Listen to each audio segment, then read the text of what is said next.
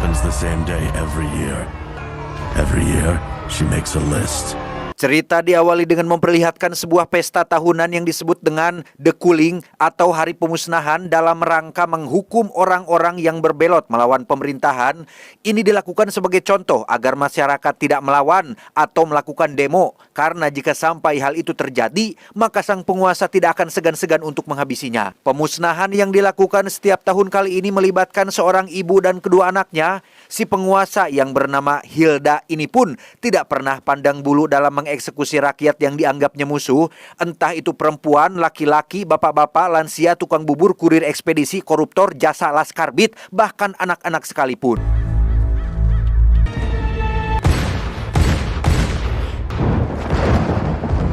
Kekejaman Hilda tentu menciptakan dendam yang harus dibayar tuntas. Salah satunya adalah seorang anak bernama Boy.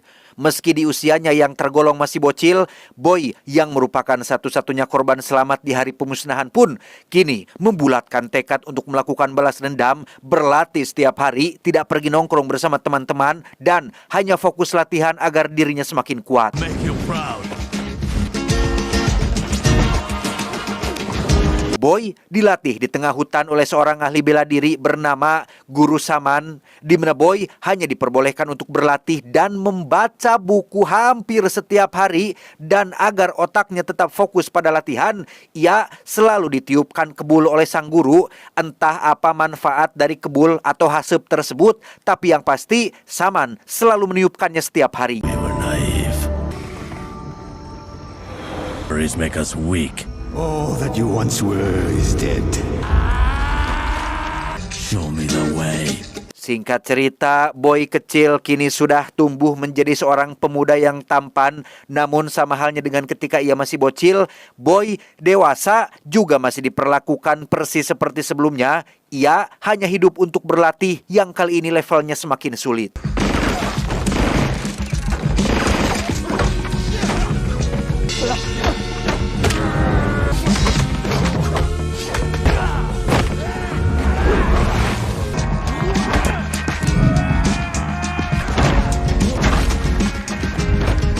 Satu masalah yang Boy miliki dan tak pernah bisa ia hadapi adalah kemunculan bayangan sosok sang adik yang bernama Mina. Berbeda saat Boy masih kecil, Mina lebih sering muncul dari biasanya. Namun Boy kembali meyakinkan diri jika Mina sebenarnya tidak ada. Bahkan saking tidak inginnya terus diganggu oleh sosok sang adik, Boy mencoba untuk tidak memandang ke arahnya, tetapi If you don't look at her, then she isn't there.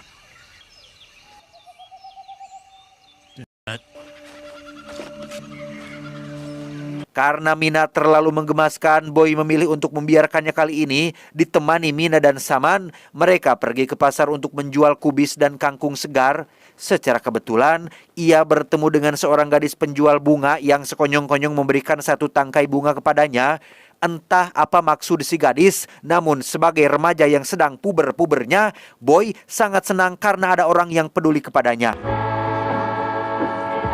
They have a pleasant, glowing quality. Momen bahagia itu pun tak berlangsung lama setelah kemunculan pasukan Hilda yang mencari para pembelot di area pasar, sehingga Saman dengan cepat membawa Boy kabur ke tempat aman, karena jika sampai terlambat, maka mereka semua akan bernasib sama seperti para pembelot lain.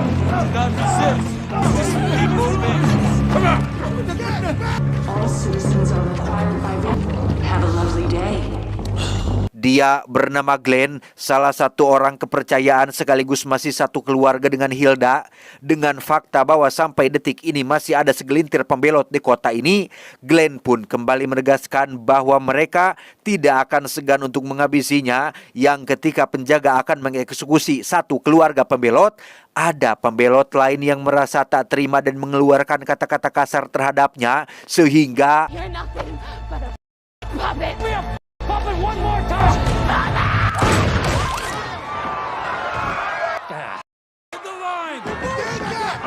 tak berhenti sampai situ saja. Keributan kembali memanas saat Glenn dengan watadosnya malah melempari orang-orang dengan permen, berharap hal itu bisa meredakan masalah. Di mana seorang bapak-bapak yang sudah muak pun nekat akan membacoknya dari belakang. Namun kakak ipar Glenn yang bernama Gideon keburu mengetahui hal tersebut dan menyuruh agen terbaik mereka bernama Juni untuk menghentikannya.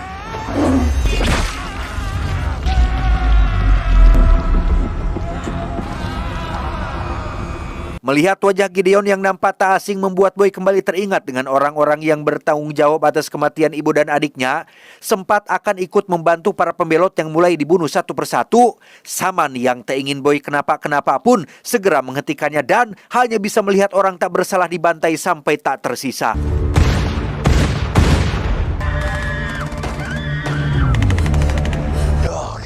Little overkill, don't you think? Tak kuat hanya melihat saja, Boy memutuskan untuk tidak mendengarkan larangan Saman dan akan pergi menghancurkan kerajaan Hilda. Dengan bekal bela diri yang dimiliki, Boy diam-diam pergi menuju mobil si Glenn, lalu menyelinap masuk ke dalam bagasi dan membiarkan dirinya dibawa langsung ke markas mereka.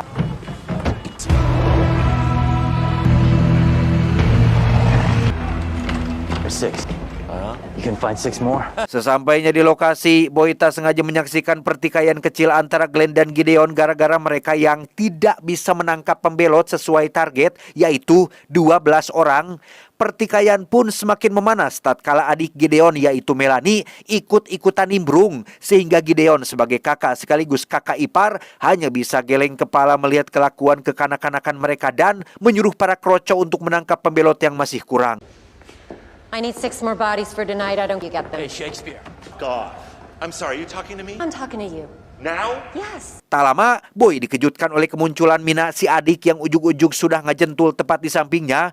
Berbeda dengan pertemuan-pertemuan sebelumnya saat Mina muncul dan cuma bisa melongo, kali ini ia mengajak Boy mengobrol, tapi dari hati ke hati, tanpa sadar jika Gideon dan anak buahnya sudah pergi menghilang entah kemana. Shh, be quiet. Why? No. Shit. Sementara Boy akan menyisir setiap sudut untuk mencari keberadaan Hilda, Mina sendiri sudah berubah wujud menjadi sosok semacam ninja, tapi dengan kedua sayap di punggungnya, yang karena Mina terlalu excited dengan misi ini, ia pun bersorak riang sambil keluar dari persembunyian. Boy yang lupa jika Mina hanya ada di dalam kepalanya pun sekonyong-konyong lompat untuk mengamankannya, tetapi... No, so fucking idiot. Too tight. My wife's beautiful lips. Who the fuck is that?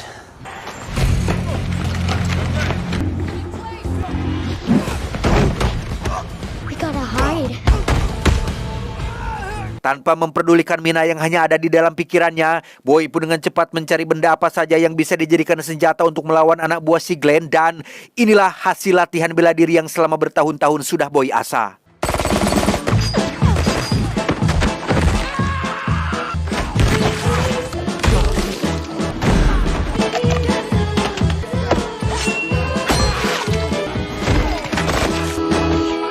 Tepat saat Boy sedang diberondong peluru panas, ada seorang pembelot yang belum keburu dieksekusi bernama Baso sempat membantu Boy dengan senjata yang tidak ada pelurunya. Baso memohon agar Boy mau membantu melepaskan borgolnya. Sementara Baso disuruh untuk bersembunyi, Boy kembali membrutal menghabisi para kroco yang masih tersisa.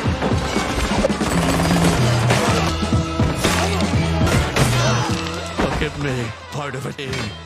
Dan sungguh betapa edan dan hebatnya skill bertarung yang Boy miliki.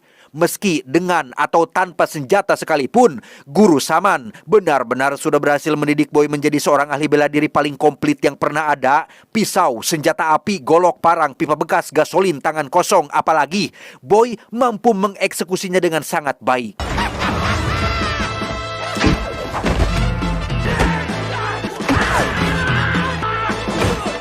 Medium punch, heavy punch, total knockout. Dari sekian banyaknya prajurit yang tewas, ada satu algojo Hilda yang cukup tangguh tapi tidak sampai menyulitkan si Boy. Meski sudah terluka parah di bagian mulut, algojo ini nampaknya tidak bisa merasakan rasa sakit sama sekali. Bahkan ia nekat memutus kokodnya yang masih terjepit dalam besi pemotong dan kembali menyerang Boy layaknya seorang maniak gila.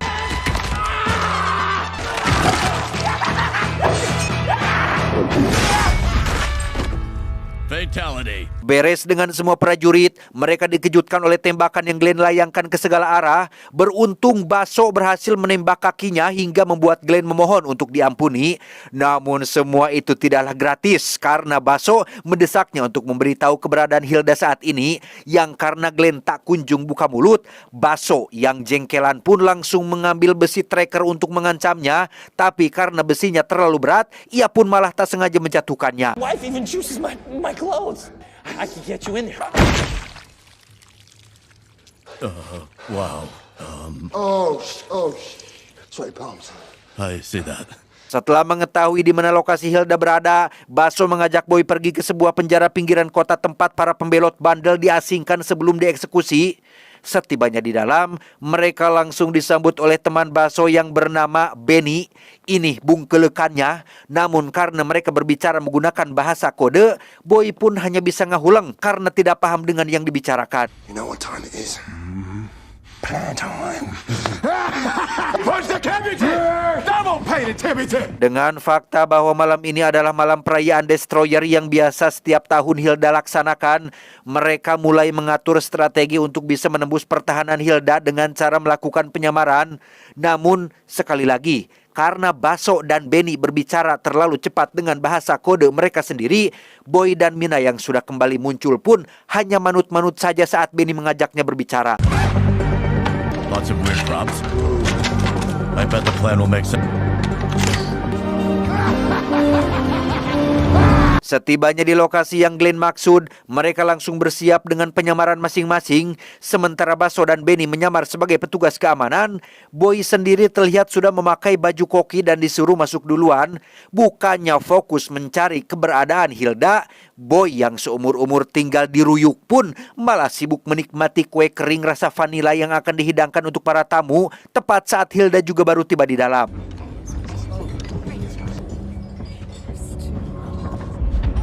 I am an instrument. Melihat Hilda masuk ruang makan tempat para petinggi berada, Boy pun memotong ke jalur dapur dan langsung membuka penyamarannya.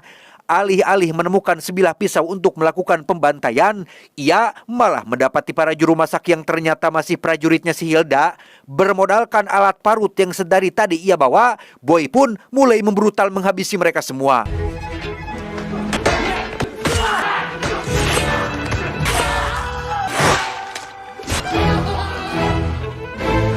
Beres dengan para juru masak palsu, Boy pun dengan cepat mengambil sebilah pisau dan masuk ke ruang makan untuk menghabisi Hilda yang sedang lahap memakan karedok lenca. Tetapi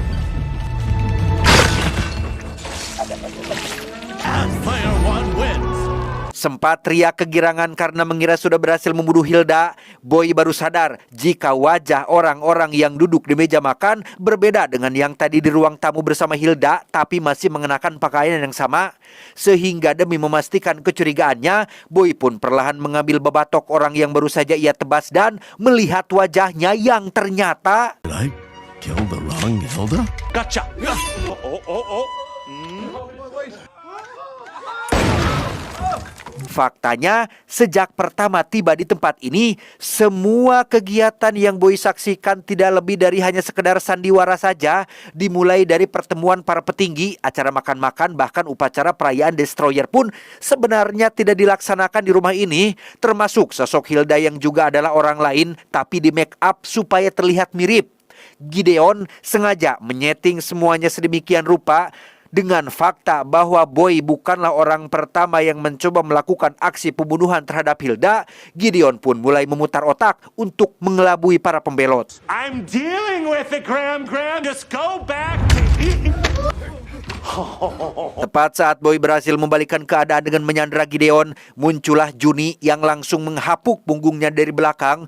Sementara Gideon menarik mundur para kroco, Boy harus terlibat pertarungan epik dengan Juni dan inilah yang terjadi.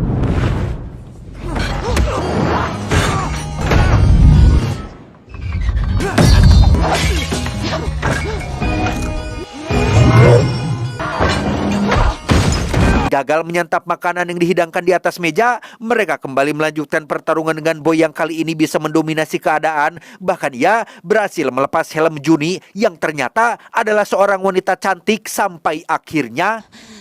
Ooh, she's pretty.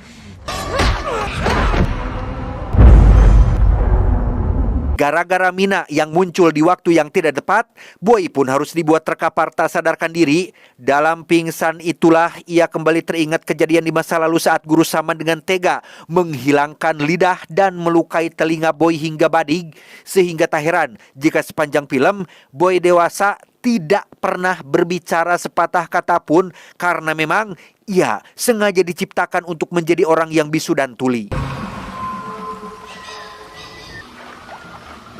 Entah apa tujuan Guru Saman melakukan semua ini, Boy keburu terbangun oleh Juni untuk diinterogasi. Dilihat dari bagaimana cara Boy berkelahi, Juni kenal betul jika itu adalah gaya bertarung Guru Saman alias orang yang paling Hilda cari. Namun karena Boy tak kunjung buka mulut, Juni pun menyerahkan interogasi pada Gideon. She read my lips wrong. Berbeda dengan Juni, Gideon memilih cara halus untuk mendapat informasi dari Boy. Dengan fakta bahwa Hilda adalah saudara Gideon sendiri, ia tahu betul siapa Saman dan apa alasan Hilda sangat mencarinya, termasuk acara Destroyer itu sendiri yang sengaja Hilda buat hanya demi menemukan dan menangkap Saman. Namun karena Melanie keburu muncul, Gideon hanya bisa menyelipkan sesuatu ke dalam saku celana Boy yang entah apa itu tanpa sempat memberitahukan semuanya tentang Hilda. Ready for Town? Huh? You want some more? Arby. A threat to our dynasty. Take him to the studio. Melanie pun membawa Boy ke tempat asli acara The Cooling akan dilaksanakan. Setelah mengetahui bahwa Boy adalah murid Saman, Melanie berencana akan menjadikan Boy bahan pertunjukan bersama pembelot bandel lainnya. Sebelum acara dimulai, para pembelot dipasangi kalung semacam receiver yang bisa dikontrol dari jarak jauh dan meninggalkan mereka di atas panggung sampai Hilda membuka acara biadab ini.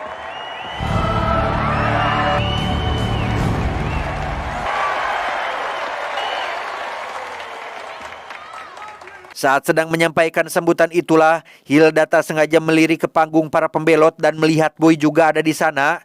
Entah siapa Boy bagi si Hilda ini di masa lalu, namun sikapnya seketika berubah sampai-sampai mengeluarkan pistol yang membuat semua tamu undangan menjadi panik, sehingga Melanie langsung turun tangan untuk mengamankannya.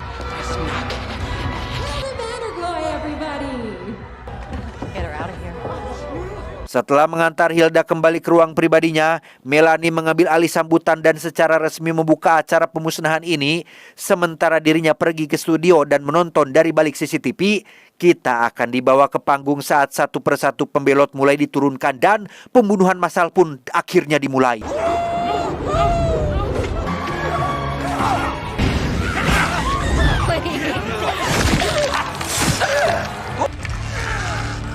Disinilah Boy baru ingat dengan benda yang Gideon selipkan ke sakunya saat di tempat interogasi tadi.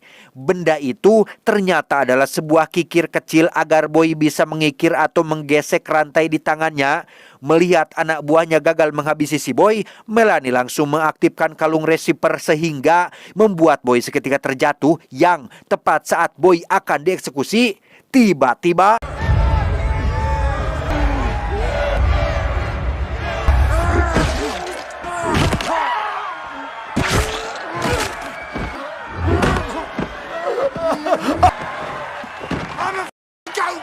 ya, rupanya maskot domba itu adalah si Baso yang berhasil melakukan penyamaran dengan sempurna, termasuk Benny yang juga datang belakangan. Faktanya, selama Boy menyamar jadi tukang koki, mereka sengaja tidak memberikan bantuan apa-apa dan tetap dalam perannya, yaitu sebagai prajurit. Bukan tanpa alasan, Baso sudah bisa menebak jika perayaan The Cooling tidak mungkin dilakukan di tempat terbuka, sehingga itulah kenapa ia menjadikan Boy sebagai umpan agar sandiwara yang Hilda lakukan bisa terbongkar.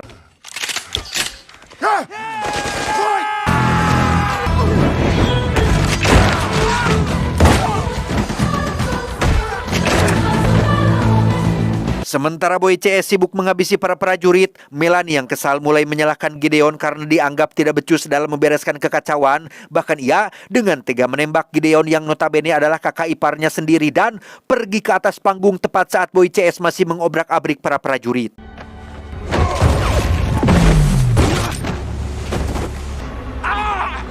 Dan ya, Benny harus tertembak oleh Melanie setelah mengorbankan diri demi kelangsungan perjuangan Boy, disusul dengan Baso yang juga sama-sama berhasil ditembak jatuh.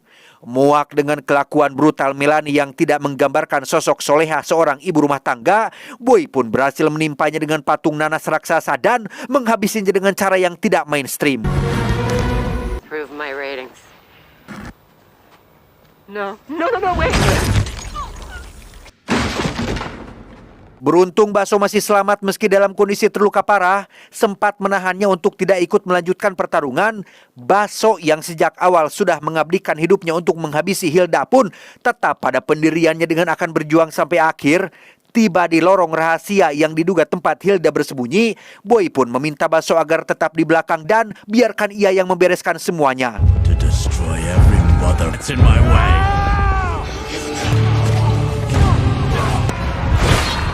You see it? Nahas, Baso harus tewas kehabisan darah akibat luka tembak yang dideritanya.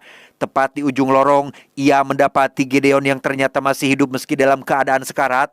Sadar jika Boy tinggal selangkah lagi untuk mencapai tujuannya, Gideon kembali membantu dengan memberikan kunci bunker tempat Hilda saat ini bersembunyi. Namun karena Boy sudah terlalu diliputi oleh kebencian, ia pun dengan tega menghabisi Gideon yang sudah tidak walakaya.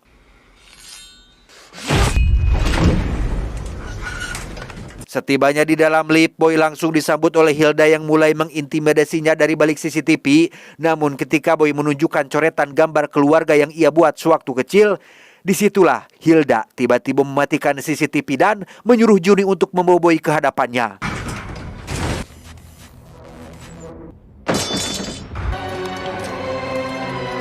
Dan inilah bunker persembunyian Hilda selama ini, di mana Boy akan sangat-sangat dibuat terkejut saat mendapati foto keluarga Hilda dengan dirinya dan Mina, si adik yang juga ada di dalam foto, disusul dengan kedatangan Hilda yang berlangsung memeluknya sambil menangis terseduh-seduh karena ternyata si Boy adalah anak kandung Hilda yang telah lama hilang. Nah, lo.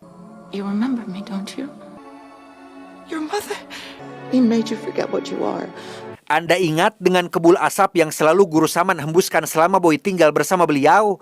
Nah, kebul asap itu terbuat dari berbagai jenis daun langka yang bisa membuat penggunanya lupa diri, ngecil, ngefly, atau apapun sebutannya. Selama itu jugalah Boy terus didoktrin agar ia lupa dengan siapa dirinya di masa lalu dan agar menaruh dendam mendalam kepada Hilda alias ibu kandungnya sendiri.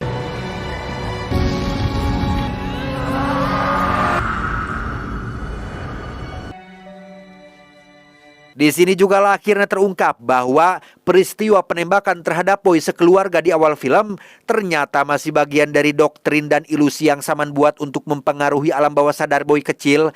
Karena yang sebenarnya terjadi itu adalah keluarga Saman yang Hilda hukum karena sudah membelot. Bahkan orang yang menembak keluarga Saman tidak lain dan tidak bukan adalah si Boy itu sendiri, gara-gara Saman yang sudah membunuh ayah kandungnya. Please, spare the children.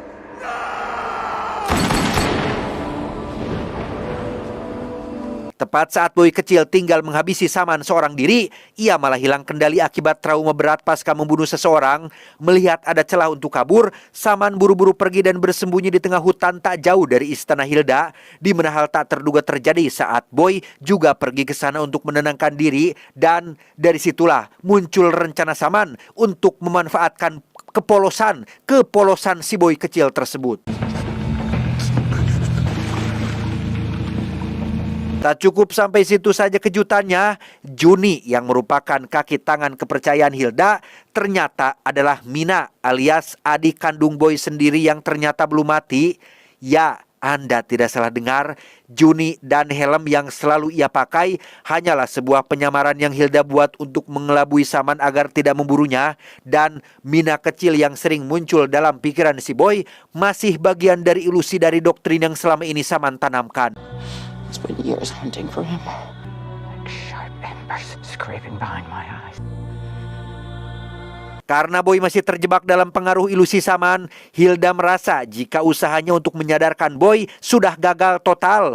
Ia menyuruh Mina untuk menghabisinya saja daripada keburu melanjutkan aksinya. Namun saat sedang dihajar itulah, si Boy langsung mengacungkan 5 jari yang membuat Mina seketika ingat dengan masa kecil mereka dulu. Sehingga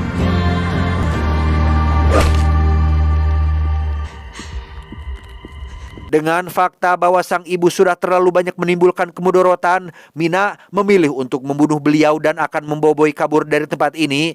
Melihat Mina mulai membelot dari perkumpulan The Cooling, si nenek pun langsung mengerahkan semua pasukan untuk menghabisi mereka berdua dan...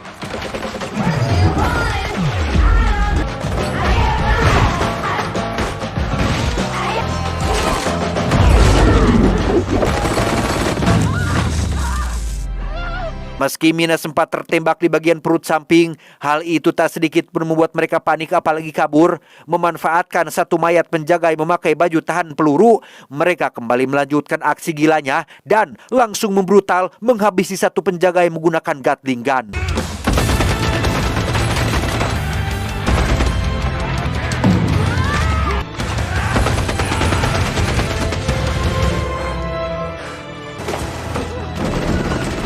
Setibanya di dalam lift, Mina baru sadar jika sang kakak sempat terkena tembak saat baku hantam barusan, sempat akan segera membawanya ke rumah sakit. Hal itu nampaknya percuma saja karena saat ini Saman sudah menunggu kemunculan mereka di depan lift. Melihat kakaknya mulai kehabisan darah, Mina memutuskan untuk maju seorang diri dan...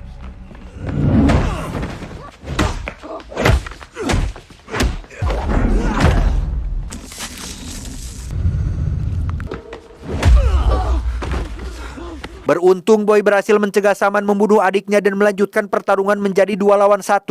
Namun karena yang satu ini adalah Kang Yayan Ruhian yang sudah melanglang buana di dunia pergelutan, Boy dan Mina jelas bukan lawan sepadan bagi seseorang seperti beliau ini.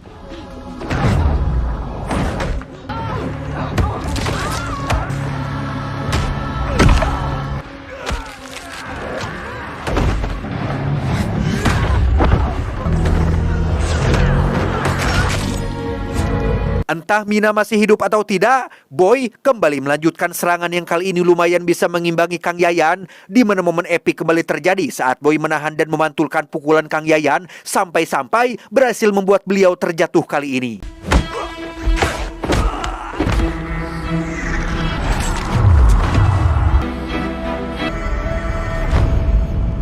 Menggunakan kalung gagantel kuku maung yang barusan ia rebut, Boy pun mulai mencakar setiap titik vital Kang Yayan untuk melemahkan fisiknya. Bahkan ia berhasil menyayat satu tendon kaki bagian kirinya yang membuat beliau cukup kesulitan untuk berdiri.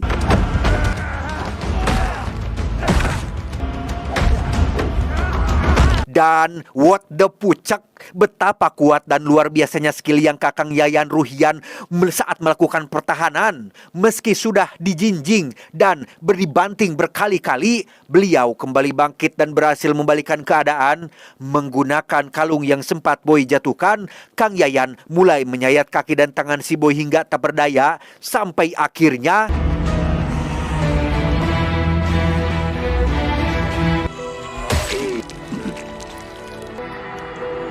Dengan tewasnya Saman dan Hilda, berakhir jugalah semua mimpi buruk yang selalu The Cooling timbulkan. Setelah semuanya selesai, Boy langsung memeriksa keadaan Mina yang alhamdulillah masih hidup dan memutuskan akan tinggal di panti asuhan sampai ada orang baik yang mau merawat mereka. Tamat ending yang sangat mengkang Yayan Ruhiankan. Pesan yang bisa kita ambil dari film ini adalah jangan kotori hati dengan kebencian, sebab jika sudah benci, penilaian terhadap seseorang akan terlihat buruk meskipun ia berbuat kebaikan. Saya John mewakili jajaran pemuda pengangguran mengucapkan terima kasih dan sampai jumpa di video selanjutnya. Adios, kuku maung roda 3. Cuau.